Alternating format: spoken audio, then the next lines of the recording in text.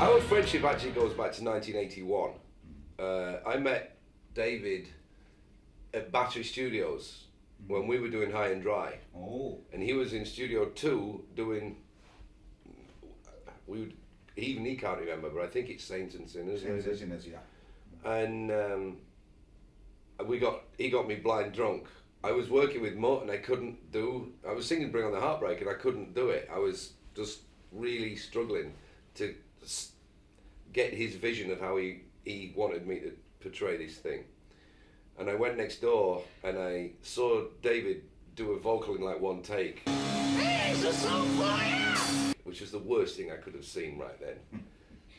And we just got talking and he got out the brandy and long story short, he got me completely drunk and Mutt sent me home. So I stayed at Peter Mensch's house at the time and they threw me in a cab and I slept it off. Came back to work the next day with a whole new head on because he'd basically been giving me the fatherly talk, you know. I went in there and I nailed it. So I've always given him the credit of saying it's him getting me drunk that got me through that little window of, you know, depression in my High and Dry days. And I've seen him many times over the years. You know, we went to see Whitesnake playing in Dublin. I saw him socially at concerts in London. And then, of course, we bumped into each other in '88 a couple of times when Vivian was in Whitesnake. We were both in Detroit at the same time, so we kind of saw each other and stuff. And then he came to see us a few times in Reno, because he lives close to Reno, Nevada. And I think that was 2005.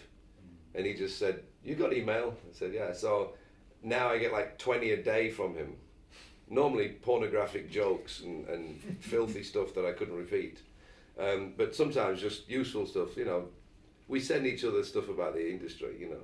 The breaking news on anything.